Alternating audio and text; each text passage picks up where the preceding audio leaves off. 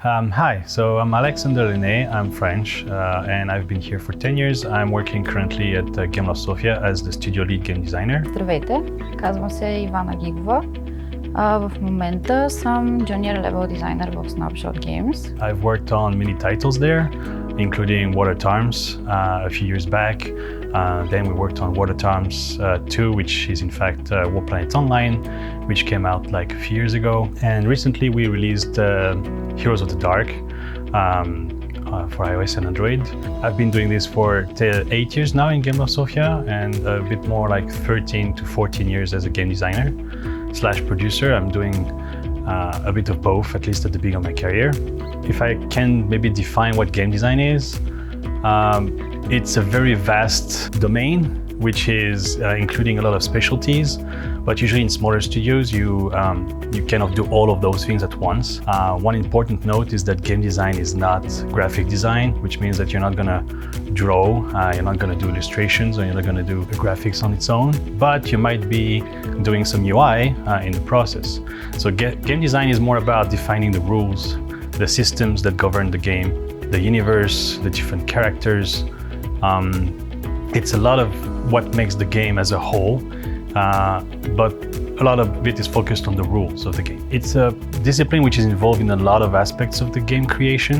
At the beginning you start with the idea, and it evolves into a documentation phase where you have to explain this idea to everyone, present it, earn the motivation of the team members, and share the vision you have for the game. Later on you have the development phase where you're going to have to do a bit more of implementation.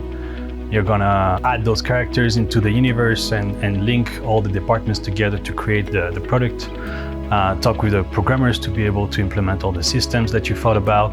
And once all of this is kind of done and starts to take shape, the latest phase of the production will be to debug all of this and to balance it so that the player has an interesting experience from the beginning to the end. When I say, I'm a game designer, people are like, okay, so what do? You program? And I'm like, no. And you draw? No, I don't draw. And you're like, okay, so what do you do? Because for them, games is just visuals and code. So I try to explain them, I design the rules of the game and how when you press the button, the character jumps. If you press it twice, it double jumps.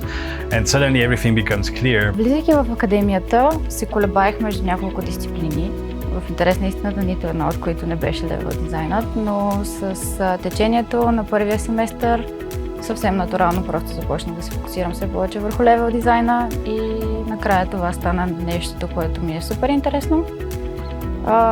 Всичко ми е интересно от левел дизайна, като цяло от момента, в който започвам да мисля как бих искала да изглежда едно ниво, докато направя paper прототипа, и като че ли любимият ми момент е когато седя, че paper прототипа вече е завършен и вляза в енджина и го реализирам в 3D пространството и мога да се разходя в нивото и да разгледам какво всъщност съм измислила и съм направил. So the important thing is that when you grow into a bigger studio, usually you start to have more specialty, and this includes sometimes things that like system design, level design.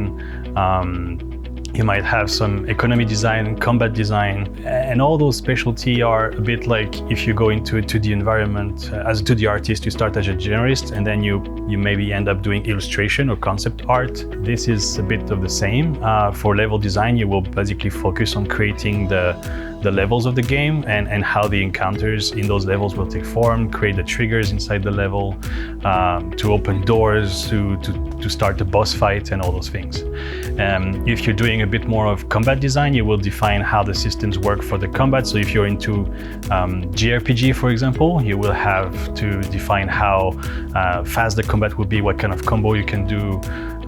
You will do the balancing for all the numbers, so you can see either like 10 points per attack or 10 million points if you're doing a JRPG, for example. You have also some more generic specialty like systems design, which can apply to a lot of other things, including the parts which can be level design and combat design, but it's a bit more englobing.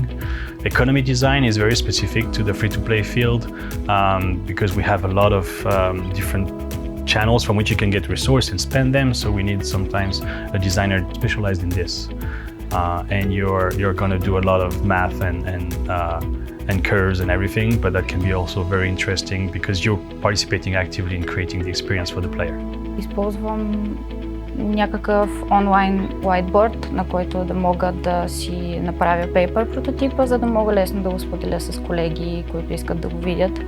Също най-често започвам с прототипизирането на обикновен лист хартия. Доста итеративен процес е и това всъщност много харесвам в него, е, че правиш нещо, показваш го на някой, той може да го играе, може само да го погледне и да ти каже какво мисли, да го обсъдите, след което да го преработиш и да стане още по-добро. Ако имам да правя едно ниво от нулата, обикновено първо идва идеята, която идея се опитвам да я скицирам много набързо. Всъщност да скицирам няколко вариации на тази идея, как бих си представила, че може да е флоуа на самото ниво. След което правя малко по-сериозна и по-техническа рисунка или скица. Не е нещо, кой знае колко сериозно, просто да мога да си представя пространствата, разстоянията и самата композиция на нивото.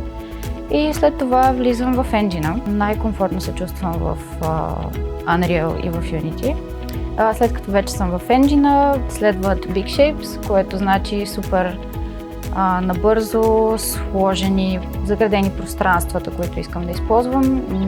Аз се разхождам в нивото, също се случва и да го дам на някой друг, да се разходи, да го погледна, да види как се чувства и след като започна да получавам вече фидбек, гледам възможно най-бързо да го имплементирам. Това някой да се разходи в нивото, да го погледне, да ми даде фидбек и аз самата да го направя, се случва 4, 5, 6 пъти, зависи колко пъти е нужно, че да се получи това, което се очаква да бъде. Okay, so how to become a game designer, how to put your first foot in the industry and grow from there. That's in fact very open. We have a lot of different designers who came to Gameloft over the years with different backgrounds, and we don't discriminate specifically for one education. You don't need to have, for example, studied specifically game design to become a game designer. You need to be interested in games for sure, and you need to have a bit of an understanding of how a game works. But we have people who came from an architectural background, for example. So they were architects, and they have a good understanding of math and how to build things that last, big projects, and they are passionate about games, and they will basically have a specific mindset which is very pragmatic, very organized.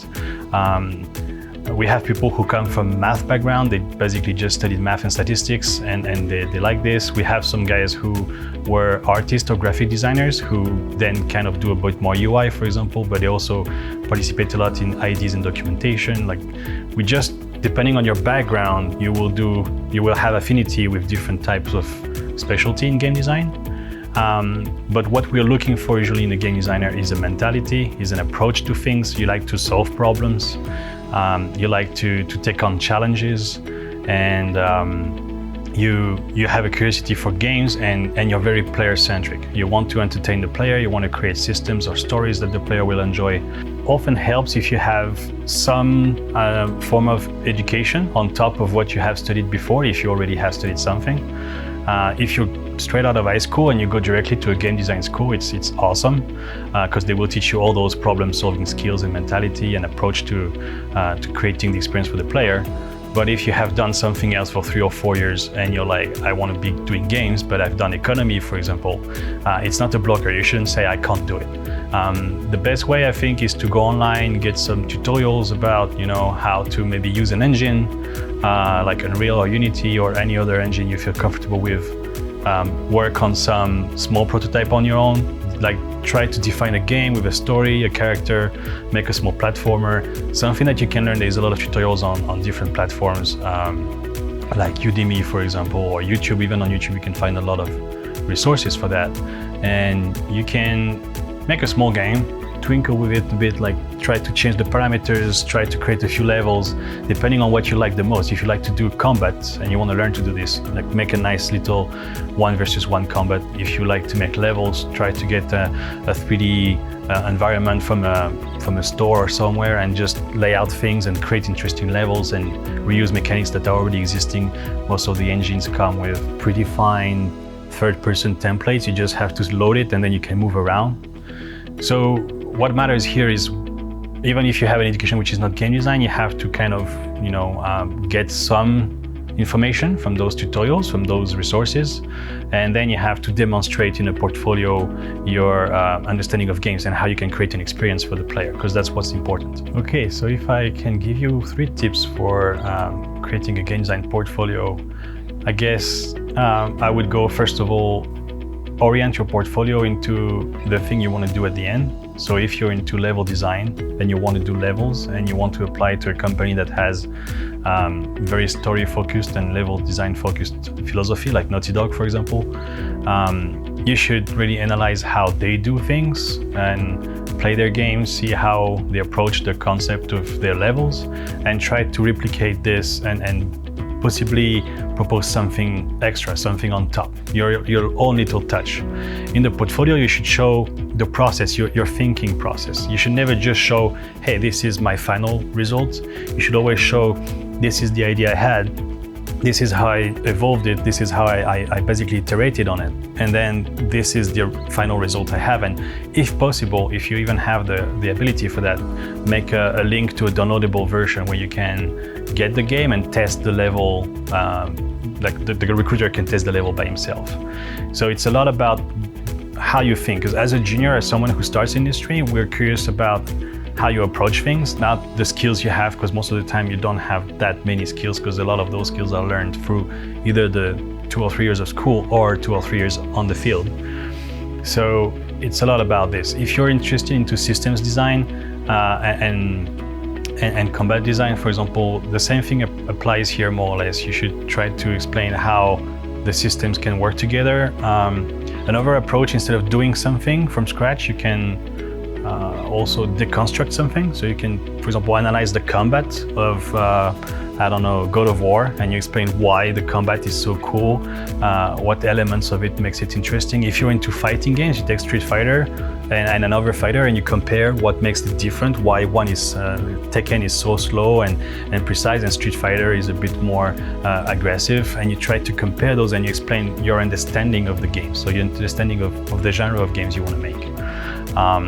And what's important in your portfolio is that it should be clear, it should be concise, and it should show your ambition, what you want to do on the long run, if possible, what you're interested and passionate about, the kind of games you play, and especially this little project that explains your thought process from A to Z.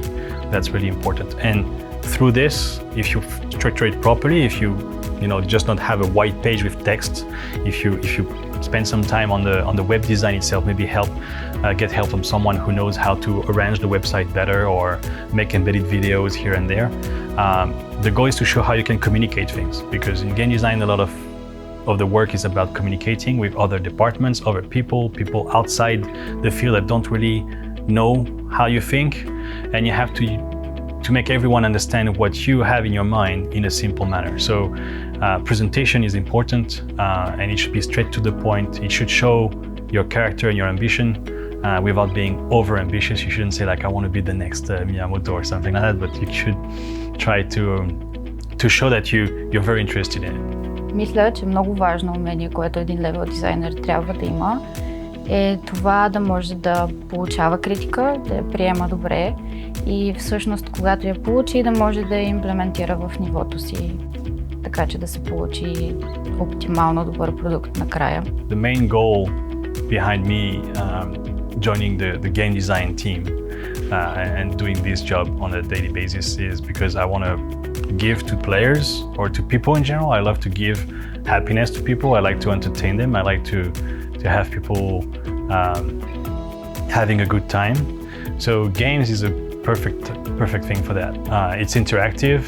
People can create their own story with it.